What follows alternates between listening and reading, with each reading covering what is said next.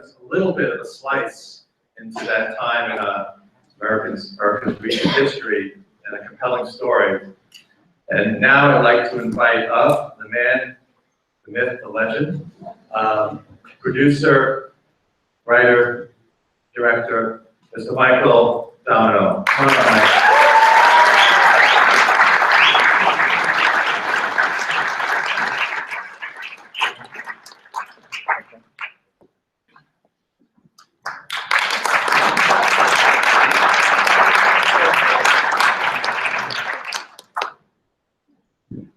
Next, I would like to invite up co-writer, co-producer, acclaimed author himself, Mr. Robert Mladinich.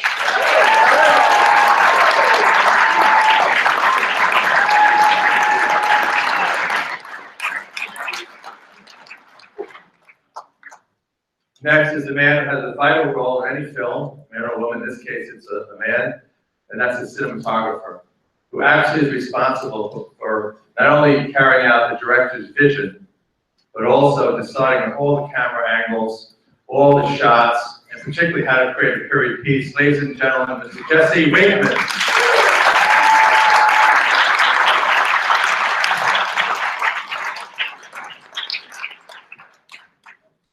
And now I'd like to bring up Jake Cutter himself, actor David Olson.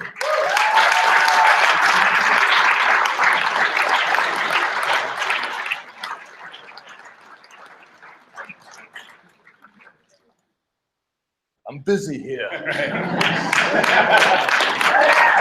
Cutter, David Olson. And next is a very talented young actor who I'm sure has a big career in front of him. I'd like to bring up the part played by Michael himself, Mr. Travis Kerr, ladies and gentlemen. Travis Kerr.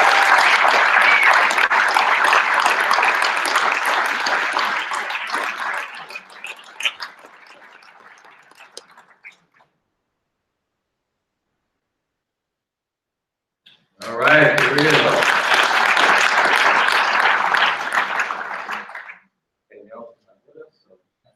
All right, so we'll begin the question and answer. Just to get the ball rolling, I'll start with probably the question that begs to be asked, and that is to Michael first. Michael, why did you feel it was so important to tell this story? Thank you, Mike. Before I start on the answer to the question, I'd like to just introduce someone. In our presence, we have a real-life manufacturing man. He's 90 years old. My father, George Domino.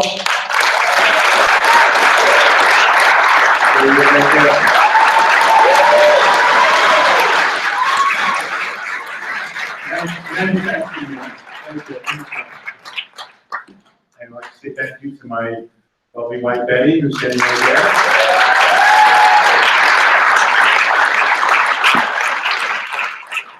Special thanks to each and every one of you who came here tonight to enjoy our movie.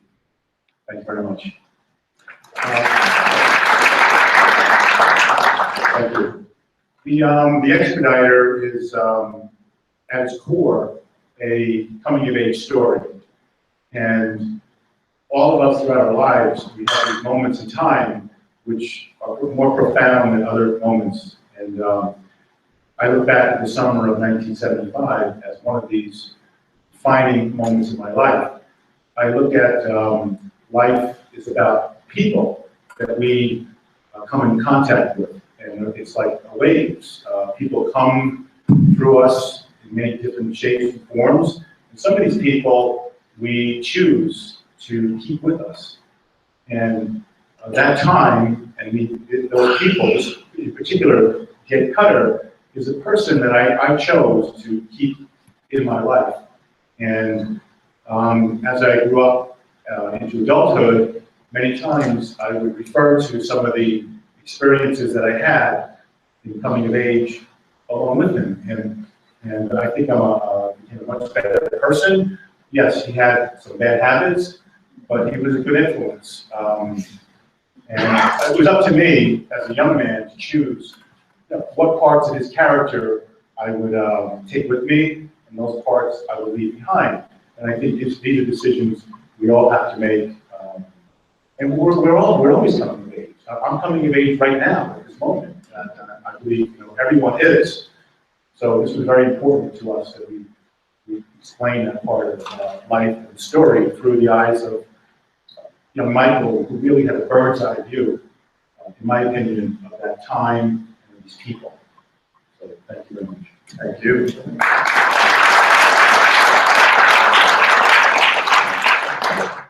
Next question, then we'll let you guys in. But Bob, you're not only the co-producer and co-writer, but a longtime friend of Michael. In fact, you're childhood friends growing up on Long Island. I know personally that if it wasn't for your influence, this story may not have ever made it to film, as you encouraged Mike to tell this story. So, what was it that you felt was so important about this story make it to the screen, please? I remember this story in 1975. I remember that summer and Mike coming home with these wild stories about this crazy World War II veteran and all the drinking and all the carrying on. And years later, Mike started to really enjoy writing, and he wrote a lot of short stories. And he would show them to me, and when I read that one, I was completely blown away. It was just so powerful. And what Jack represents, he's a very flawed person, and as a writer myself, flawed people are the most interesting people. I don't embrace people's perfections. As a writer, I like to embrace their flaws. And in all those flaws, Jack represented not just a war-weary World War II veteran, an alcoholic, and a womanizer, but he also represented the decline of American manufacturing, especially in big cities like New York, the introduction of multiculturalism into the workplace, and his fear of outsiders, which were not necessarily rooted in prejudice or racism. But it's easy to understand that looking back now. And that's why I think it was so important for that story to be told through the eyes of a naive 18-year-old that really got a bird's eye view on a world that was going away and the world that we were entering at that time. Thank you very much.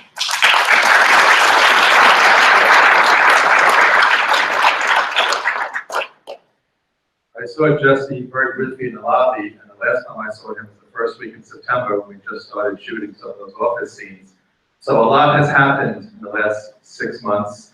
And as a cinematographer, the person with responsibility, as I said, of carrying out the director's vision, maintaining a period look in the film, and making decisions. In that process, share with us some of the most challenging aspects of it and some of the most rewarding now that this film is complete. All right. Well, it was amazing working with this gang here. They're the sweetest film crew to work on, folks up here and everyone else that you too. And yeah, I mean, we got shooting at Blacksall. That was all that footage in the office. That was like a real functioning factory still. And that was kind of neat to get to shoot there and just that location, what that looked like, to use those visuals and that old wood, those old, chairs, the factory itself. So that was like fun visually to do. And then, yeah, just getting to play around with the bar scenes and sort of how to create chaos and, sort of crazy situations with the kind of a limited scope and, small budget. We did this all independently. Yeah, so it was, it was great. We didn't really run into any kind of crazy problems just because, I don't know, Mike somehow always had the answer. You just kind of we'll make it work. And we just always make it work. So it was so nice. Thank you very much. One thing that Mike said, every time we ran into a little logistical problem, don't worry, Jake is watching. Jake's got our back. And we always come up with a solution. True. I would add also, the other thing that Mike would say frequently is, let's have fun. Let's have fun. In fact, recently he said, if you can't have fun making a movie, you'll never have fun.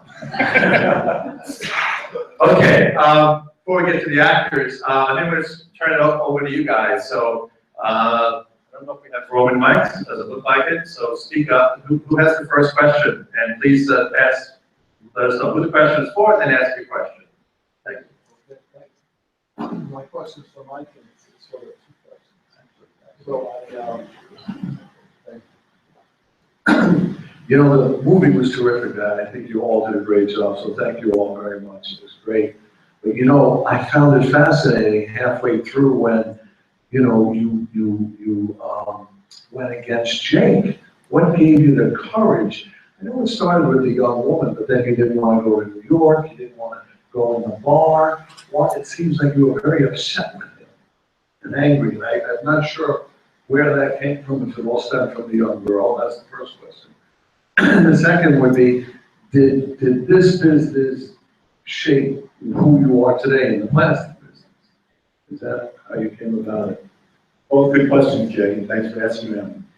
Yes, that's, the first one is excellent because it really gets to the essence of the coming of age story, where young Michael enters this world, he's confused. We allude to the fact that he had problems in life, legal troubles, and so he was coming out of high school, had no direction whatsoever, and now he is put under the wing of this man, as well as his own family, his father, a busy executive, a great businessman, but he received different kind of training. Perhaps at that point in life, he actually needed this Marine Corps discipline.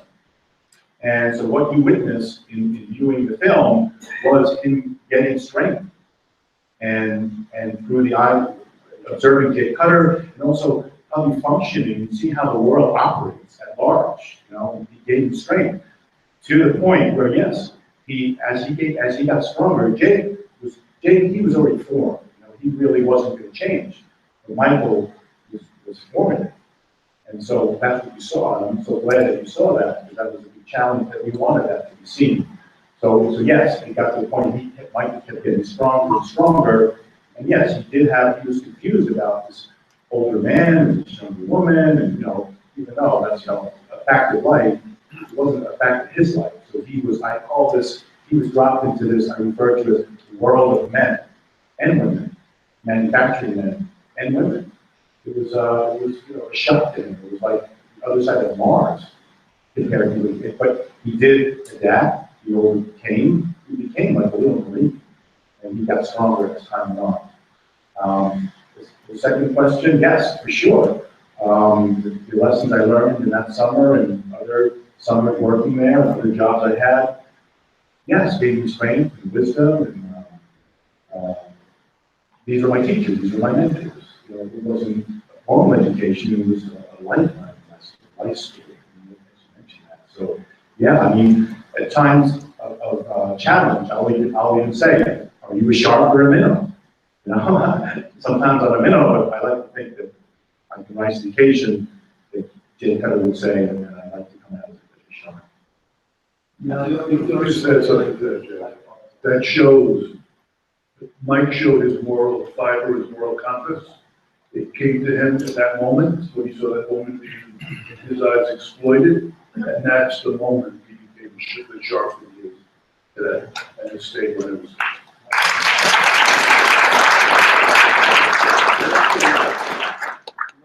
Yeah, actually, Jake was referred to Jake Cutter, and interesting because I got to spend a couple of days with David Olson, who's actually a total gentleman, refined man, a real pleasure. And so, David, I would ask you, given what your true nature is, what did you find most challenging about portraying such a gritty character? Well, thank you. I do reading early, and I work for the IBM company in manufacturing. I like it better than the work, so it kind of works. It's fun to work. Okay, thank you. I'll ask one more for the young Michael, and we'll open up again to the floor. So share with us what it was like. I mean, I was there at the beginning and saw how you sort of had that bright-eyed, deer in headlights look when you started, and there was the scene that we just spoke about, where you sort of found your strength. as a character. So what was it like to actually play that part and other parts throughout the movie? Well, it was, an absolute pleasure working with all these guys. They're very talented. It really didn't feel like work. It felt like, what I want to do the rest of my life. So it was just an absolute blast.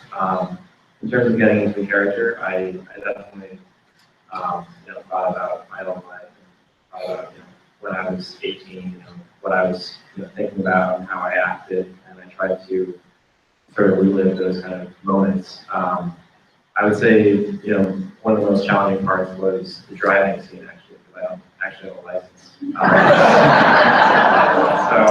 it was kind of a big risk on their part. I was, we almost crashed 2 times, so it was a little bit risky. But yeah, overall though, it was just a blast. I really enjoyed reading the script. I liked the characters a lot. I thought it showed some good development. And definitely, they definitely walking through it. There's some scenes that will be 50 takes to get it right. So, the support that they gave me really propelled me into the role, and it's very, very vital. But overall, I think it's that's John's way. Okay, thank you very much.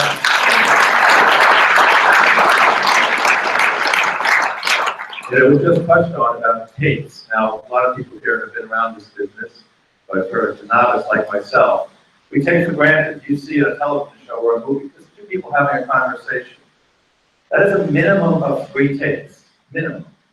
So they take a wide-angle shot with 2 people speaking, then they shoot that scene again with just one of the people, and they shoot that scene a 3rd time with the other person, and then it's done through editing to put that together the whole conversation.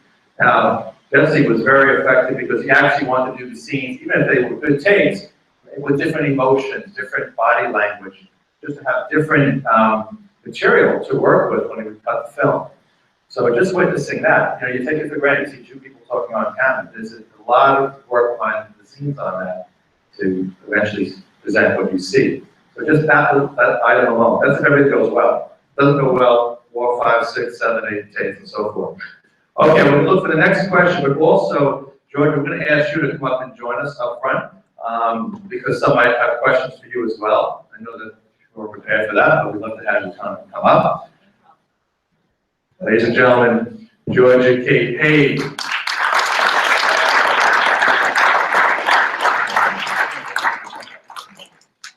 Okay, thanks. All right, next question for any of the folks up front.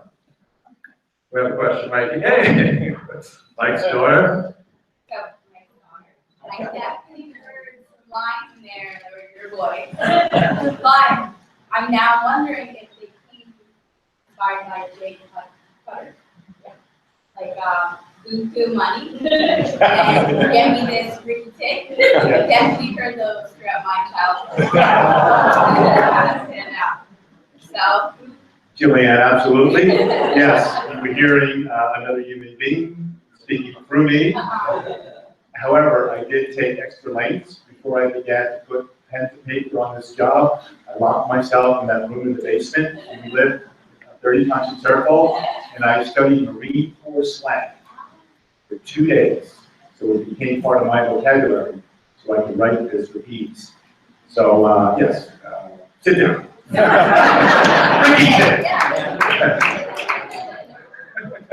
Thank you. Next question, whomever.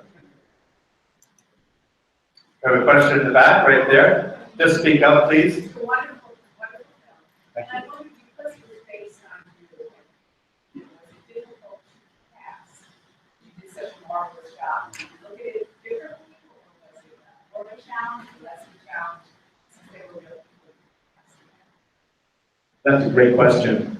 And yes, because I knew these people intimately, as the auditions were taking place, they would walk through, and I had a distinct idea of the person that we needed for this. Although we did have an open mind, and some of the people we did select were a little bit different, a lot different in some cases, based on the real reality. But Jake Cutter, when he walked in, I was like, I hope this guy has a good voice. He can play the part of Marie, he looks like the real deal. So yeah, that was good. And Travis, he came on set and he sort of looked the part and he had the right mannerisms. He did go through the audition process. And we knew, once again, there's something inside of us that knew when we had the right people. So yes, we were looking for people, they didn't have to look exactly like the people, but they had to give off the right vibe. Thank you. Okay, next question. Oh, yeah, Bob. You know, one thing about the audition with Travis that was so wonderful, you know, as young as he is, he was reading some kind of dated material, and he was actually chuckling. There's a lot of the stuff that you auditioned with didn't make it into the film, but it's some really funny stuff. And he got it. He got it, you know, as young as he is, he got the 70s jargon really well. And he was chuckling throughout. And we said, that's our guy. Next question. Yes, How long did the whole, filming, how long did it take? who would like to answer that? Jesse? I think it was about 8 shooting days. Right? Yeah. Over the course of, Oh, yeah, and then we reshot in September, yeah, a bit for a day. Yeah, and then we did a little Super 8 at the end, you saw at the beginning. So, yeah, I guess we 10 total. And then a couple months of editing, and put it together. okay, By the way, I just want to add that Jesse has his own movie out. It's Yes, actually playing in New York City right now. It's called Donald Pride. He's the actor, he's the main actor, star actor, and very intimately involved in creating it. I know that this went on for, it was a years-long process. It's one when I saw it the other night, it's a wonderful movie. Jesse did such a great job. I mean, he has such a creative eye. The things he did with the camera, it's just amazing. You know, I love the close-up shots. You know, they're very dramatic. You really understand the whole process, from acting to directing to cinematography, just setting up shots. Thank you so much. Thank you.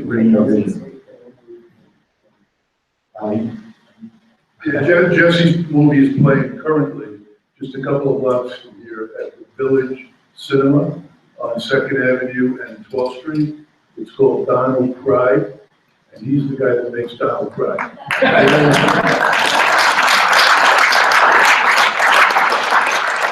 yeah, question 4 for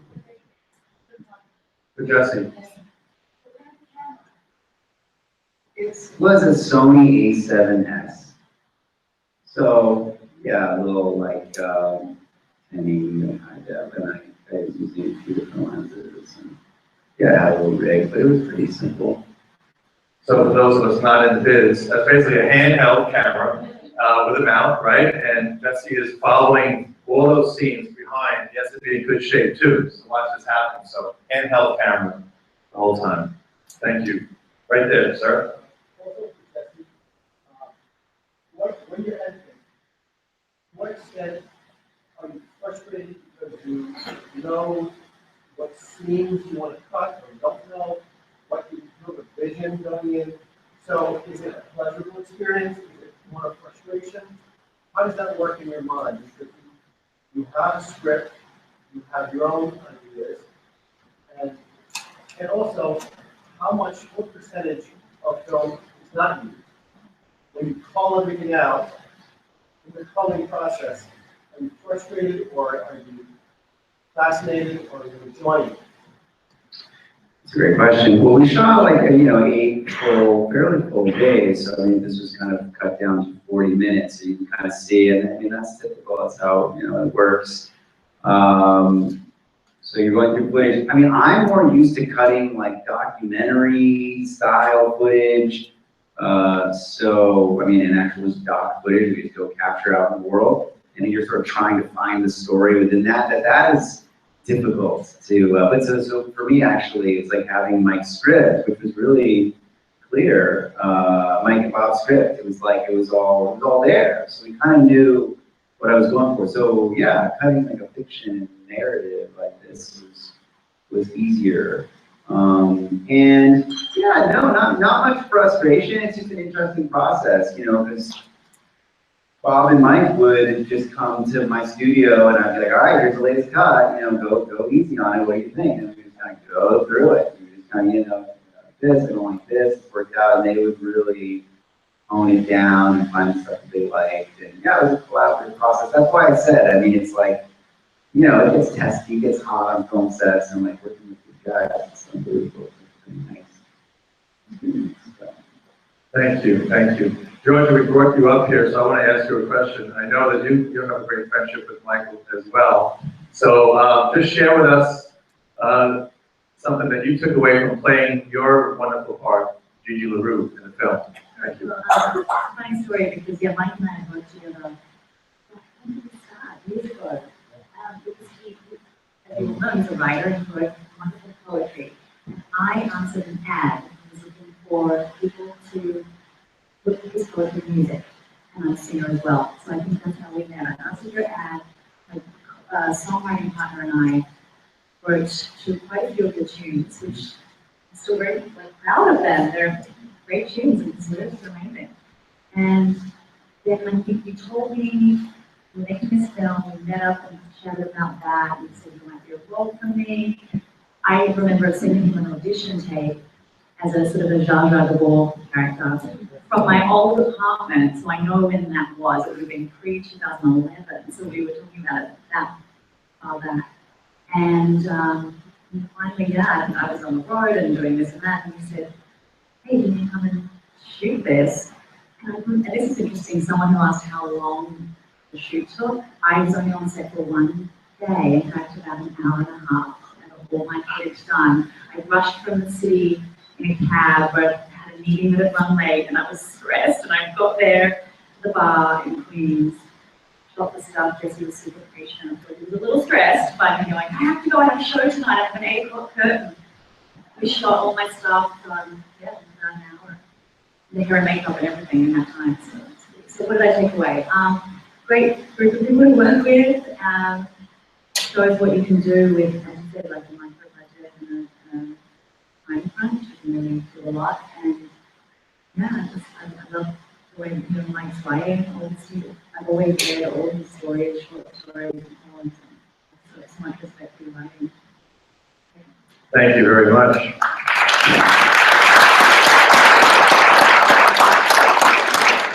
Yes, sir. The question, who is it directed towards? Okay.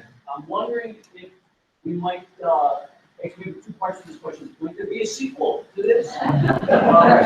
Or do you feel you're finished with this material and is on to something else? And if so, what might that something like? I think that there's a lot of, there could definitely be a sequel here. This very easily could have been an hour and a half or 2 hour movie. There is so much material that we were not able to use because of time and budget constraints. By the way, that was one of my speaking points. Thank you very much. He fell victim to that himself. But there is so much more to this story. As much as it is a coming-of-age story about Michael Domino or Michael Roman, it's also a story about a guy like Jay Cutter. It's very easy to just look at them as sort of a joke. America was built on the backs of people like that. That man fought for 4 years in World War II. He saw one battle after another. He was not a good family man. He had a lot of issues with womanizing and drinking, but there was a reason for that. And he was a good worker. He was a productive worker. That's where he got his pride. That's where, regardless that there was some very bad news probably happened at home, I'm sure he wasn't the best father. But from a manufacturing standpoint, from a work ethic standpoint, he was a very good role model. There's so much more material here that didn't make it. Okay, thank you. I'll say, the second part of that question, we would love to do this again. We're actually, no, this is a great world to spin in. And obviously we have to go through everyone on the stage here, and we're thinking about a story I written a few years ago, called Park Avenue, the Park Bench. But right now, we just want to keep our eye focused on the Expediter, see what happens post screening, just like take on life of its own. But we really like nothing better than to do make more films. Thank you. Center back, right there, sir. White's film struck a responsive chord. Please. Reminded me somewhat of a wonderful film I went back to use called Summer of 42, which one of the themes is in everybody's life is the summer of 42. When Mike had his in 1975, I had mine in 1957, because life defines a series of highs and lows. People have their lives, touch us and move on, and that's the way it has to be. That first hello is the beginning of the last goodbye. You cannot avoid that. And I think that is one of the things that Canada, and other than the fact that Jake was obviously suffering from PTSD, which was something that is a horrible problem for countries of all wars and all planets. So I commend all of you for a wonderful job. Well said, thank you very much.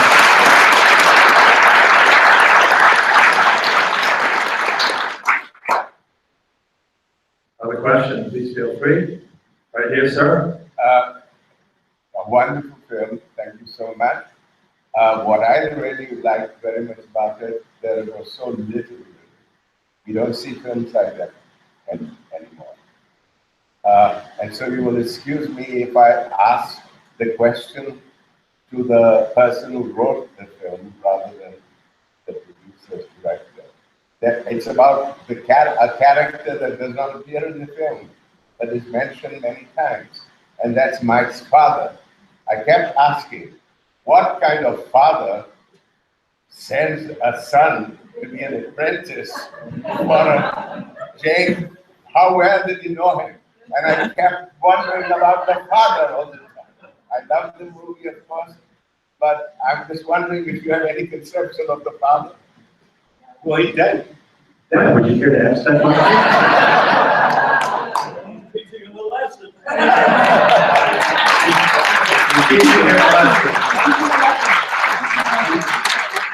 David heard it from his mouth, but from my mouth, a great father.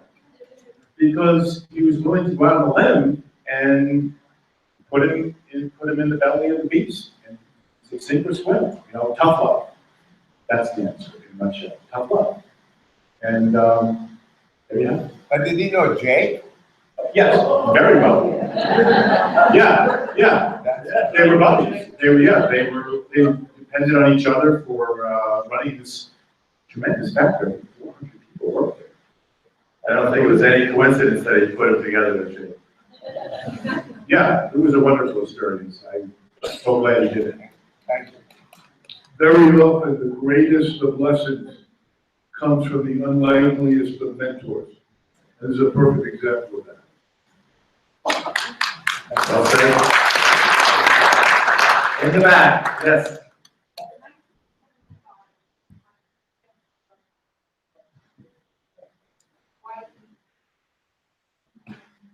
Did everyone hear the question? 1975 was a time of sex, drugs, rock and roll. How did you not get caught up in them? Well, because I like to drink.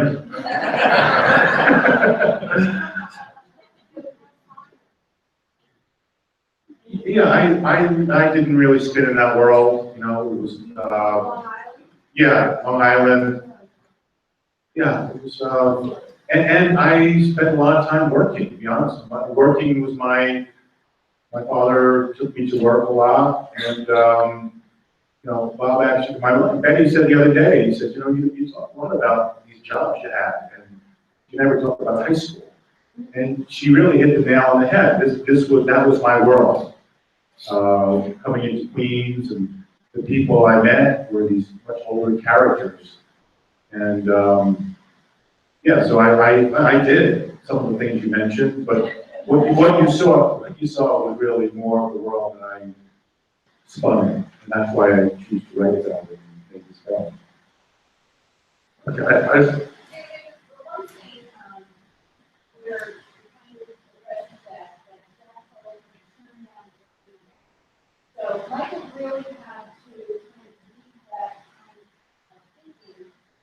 on for, the office, he had to really feel it and be more like than something. So where you get to did like, allows, some of the music, practice, education, that he does another Thank you. I think it was also a little scared straight in that experience as well. Yeah. Let me throw a question to the young Michael. There's a lot of dramatic scenes in that film, but personally, was there one that you enjoyed shooting more than the others that kind of sticks with you? The bar scenes, driving, the office? That's a tough question. I would say the most enjoyable scene that I had was when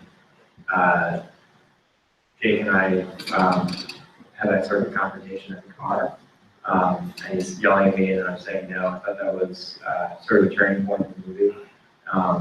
And, my character is sort of, growing up and he's developing and he's finally sticking up for himself and saying, no, I don't want to, I'm not going to drive the city. Eventually he gets it back down because there's no other real alternative. But I like that scene. We shot that scene a bunch of times and I think, after a while, just it was pretty difficult at first because I didn't really know what direction I wanted to take it.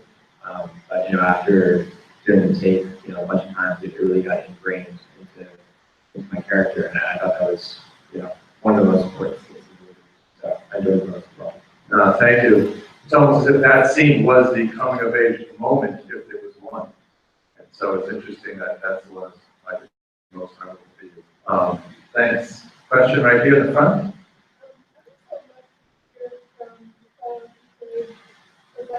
Oh, yeah.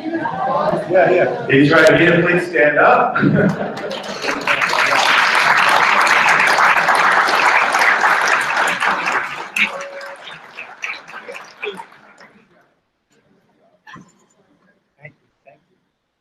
We'll take a question for the Viper, and then we'll begin the transition outside. So I'll give you the mic. Great. Thank you. This always impresses me when someone can play a scene that is so high tension, that someone negative emotions, and yet it's very fun. That's, Very fun. I love it. I appreciate you noticing that. I wasn't aware of it, but I think in the writing, it's inherent in the writing, which I think we gravitate to. It's interesting. I was super pleasantly surprised when I got on the set. I know Jesse, we worked together in a play, so we have a connection. And I'll just be honest, when I first got the opportunity to audition and I sent the tape in, I was beginning not to be interested in the project, if you remember. And as I think back tonight, as I was watching it, I was playing my father, basically. I think we talked a little bit about my dad came from India. He was a manufacturing engineer in 1975 in Fort Wayne, Indiana. So I think there's something to the fact that as I read it, it was the perfect role for me. And I think I was a little bit daunted by it as I kind of unwind that moment. And also, I was playing my father, but the explosive part of him that he could never show. Because, I know him as an introvert working in that manufacturing environment in 1975, and probably not really being able to express himself quite like you guys gave me the opportunity to. So I think all of that together initially made me probably fear playing the role, and then I did a really, really smart thing through the persuasion of Mike and Jesse to take the role, and I'm so glad I did. It was a wonderful experience, and great to work with this whole cast, and the writing's really, back to your question, like, I love doing comedy, and Mike wrote that scene in a way that if I hit the right notes and David and I hit the right notes, it would be funny, and that's what happened.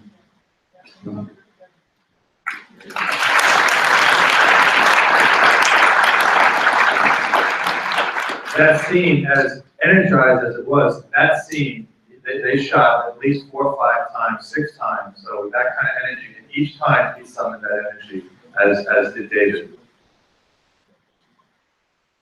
Just one quick anecdote about that scene. My beautiful light was, when the light was getting psyched up to do the scene, maybe the 4th or 5th take, and I just walked over to give him like a word of encouragement. And he was tense. And he just said, "I'm gonna take him down." I got him! It was beautiful, beautiful, absolutely beautiful. Okay, one last pressing question? Is got the back one? I will take those 2. Go ahead. Yes, sir.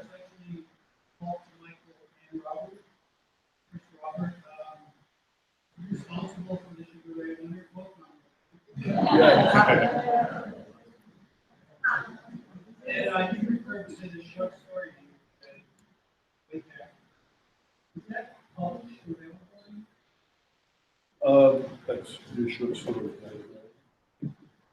It's in a collection of short stories that I wrote called Now Whispers, and you can get that on Amazon. Yes. How difficult, Michael, is it to see your life played out on the screen? What kind of emotions does it Thank you, Kathy. That's Kathy, my sister. I think it's really healthy. It's cathartic, and it helps you understand like who you are, where you came from, especially after a time frame, decades. You know, it sort of reinforces these good parts of your life, these interesting parts of your life, and I think that's really a true value of writing. That through writing, you can re-explore parts of your life at different times and look at them from a different perspective.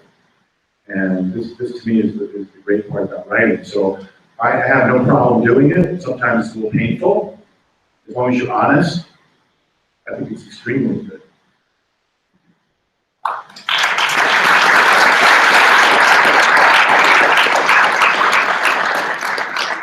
Okay, just before we exit to the post-screening party, a couple of things. You'll see the actors. Jules Assout is back there, we're going to bartender role. We have the lunchtime voice here. Abraham is right here. So there's many of us around to ask questions.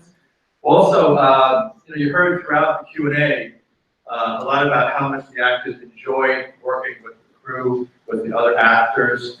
That shouldn't go unnoticed because what I understand from the pros, that's rare.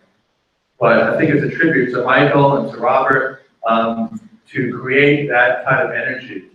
So it's almost ensuring that no matter what happens, this film is going to be a success because people enjoy what they were doing. So I think there's a little takeaway message there. When we enjoy what we're doing, it's going to be a success. And that's something we shouldn't lose sight of. So please enjoy what you're doing. Don't be shy. Be alive. And Mike sits up here like his whole life's been in the film and writing industry. I know him long before that. And he wasn't shy. He felt a voice inside of him. He felt a story that to be told with no experience in this industry, with the support of some people who had it. He followed his truth. And we wouldn't be sitting here tonight if he hadn't. So I know Mike would want me to invite all of you to do the same thing. There's a takeaway as well. Follow your truth. And if this is your truth, you'll enjoy it, you'll be enthusiastic, and it'll be a success. So thank you to the cast, crew, all of you, and we'll look forward to seeing you outside.